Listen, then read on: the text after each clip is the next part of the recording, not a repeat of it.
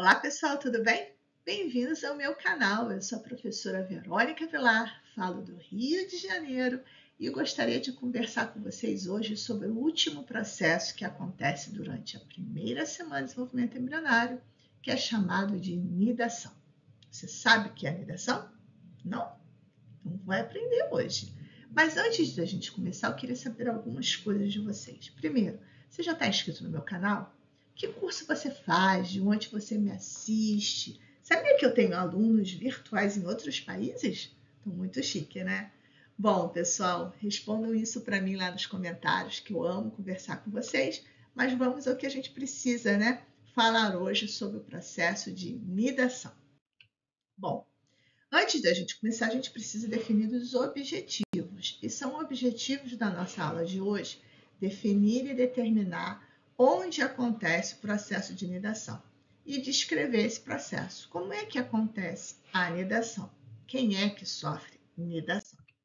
Bom, na última semana, na última aula que a gente falou sobre clivagem, a gente viu que foi formada uma estrutura chamada de blastocisto e que esse blastocisto chegou no útero como blastocisto precoce e depois ficou lá no útero livre por 1 ou 2 dias, formando o blastocisto tardio.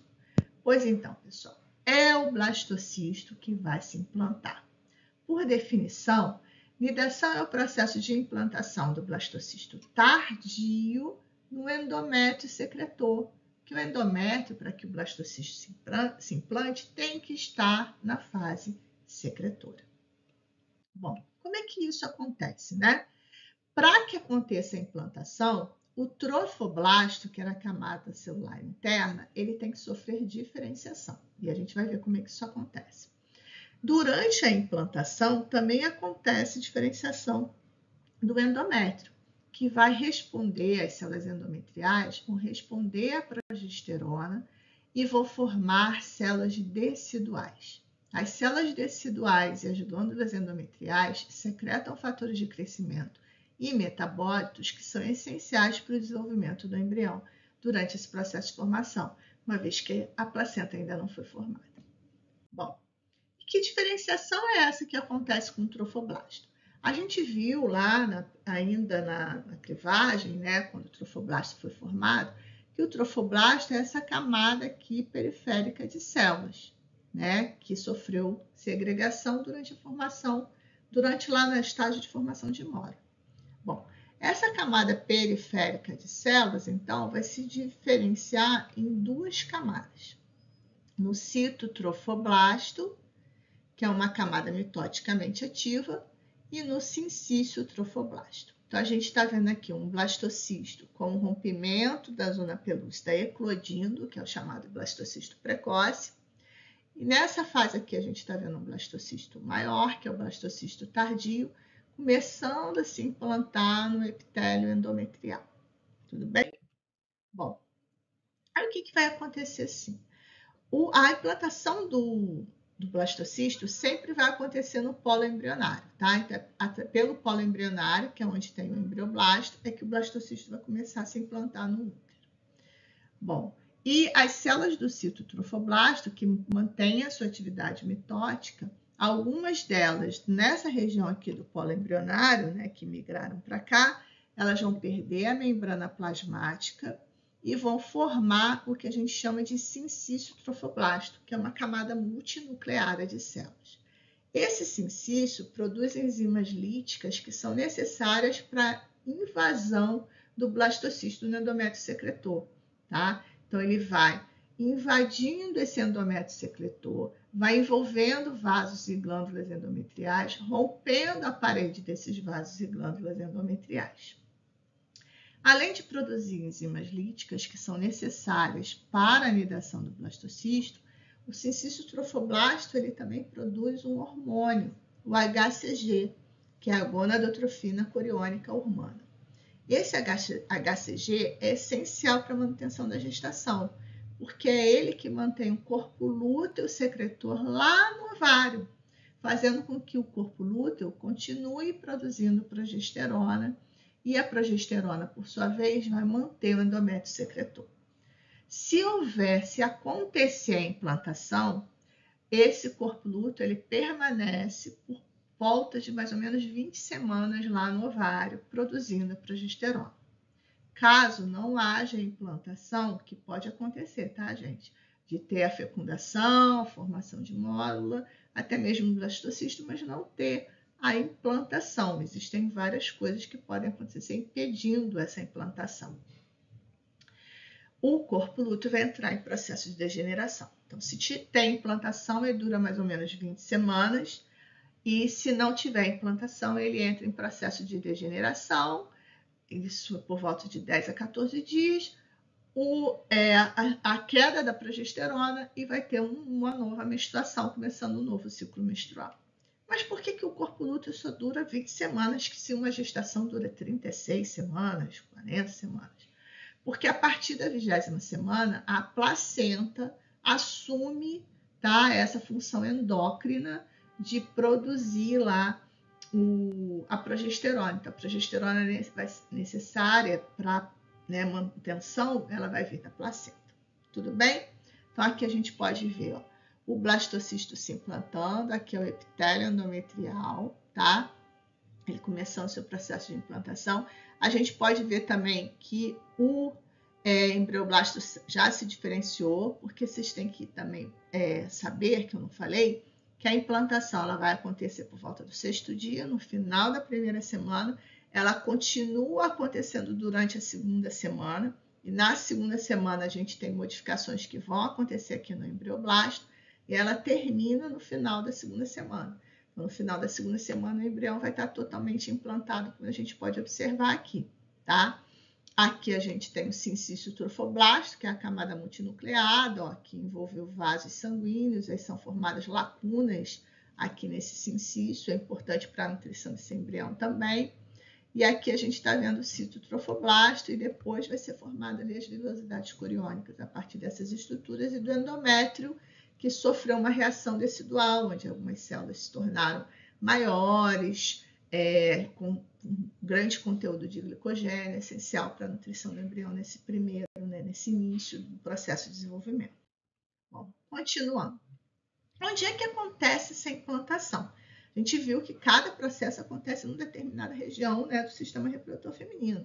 A fecundação aconteceu aqui na ampola da tuba uterina, a clivagem no restante da tuba e a implantação. Bom, o local correto, o melhor local de implantação é aqui, ó, na parede anterior ou posterior do corpo do útero, tá?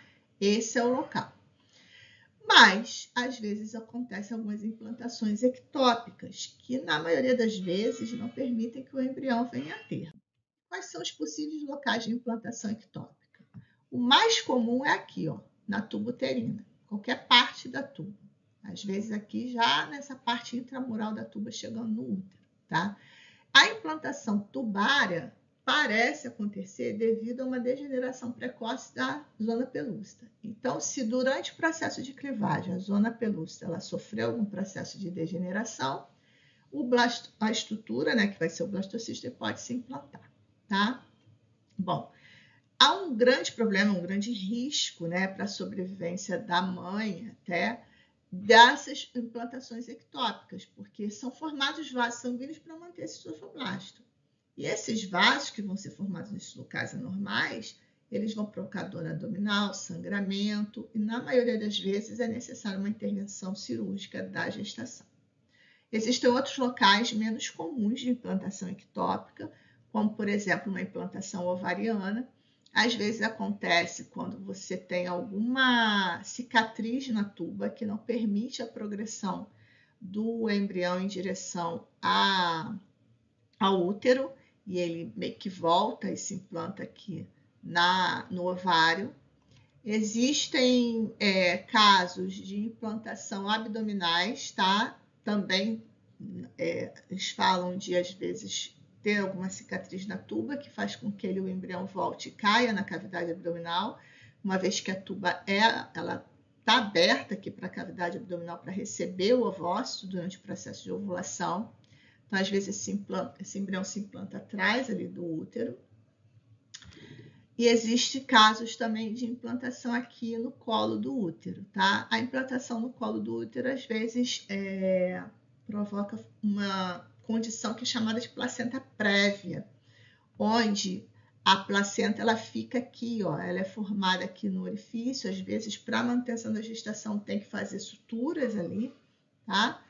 E o grande problema também da placenta prévia é que não pode, você tem que fazer os partos, não podem ser partos que a gente chama, eu não lembro outra denominação, seria o tal do parto normal, tem que ser cesárea, porque senão quem vai sair primeiro aqui, já que a placenta é prévia, é a placenta e não o embrião. Então ele vai ficar dentro do útero sem oxigenação, né?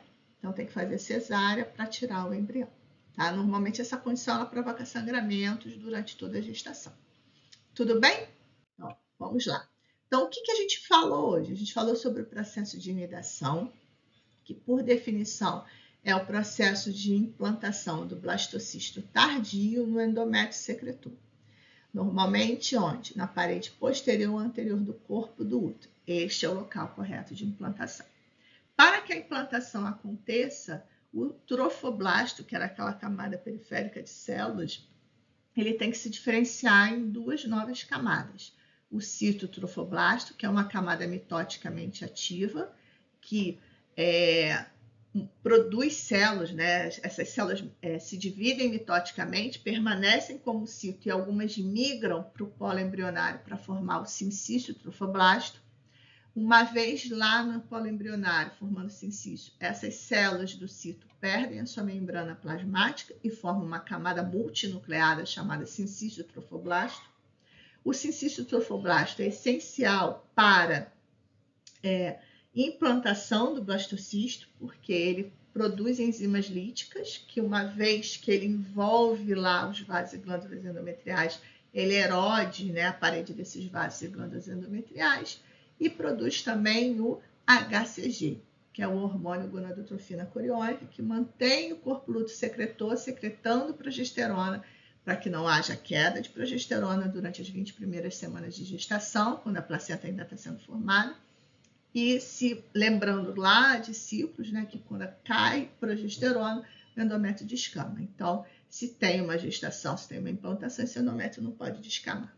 Uma coisa importante durante esse processo é a reação decidual, onde células endometriais sofrem diferenciação, acumulam glicogênio, tá? E são as primeiras fontes de nutrição desse embrião, junto com as secreções de glândulas endometriais e, lógico, com o sangue que está nos vasos endometriais. Essas células deciduais, elas também impedem uma invasão excessiva do blastocisto, fazendo com que ele só se implante, né, só fique implantado no endométrio, impedindo que ele chegue até o miométrio, até o perimétrio. Se isso acontece, a gente tem condições graves, que são placentas acreta e hipercreta, tá? A gente pode falar disso num outro momento. E uma outra coisa que eu não falei com vocês, mas que a gente precisa citar aqui, é que ao mesmo tempo que o trofoblasto está sofrendo diferenciação para formar o citotrofoblasto e o sincício trofoblasto, o embrioblasto ele também começa a sofrer um processo de diferenciação. E ainda na primeira semana, no final da primeira semana de desenvolvimento embrionário, é formado um dos folhetos do disco bilaminar, que a gente vai estudar na próxima semana, que é a segunda semana, que é o chamado hipoblasto. Então, o hipoblasto ele é formado no final da primeira semana de desenvolvimento embrionário também. E só para terminar essa recordação, para a gente seguir, né, e terminar a aula, o processo de inidação ele começa no final da primeira semana e termina no final da segunda semana, ok? Entendido? Fui clara?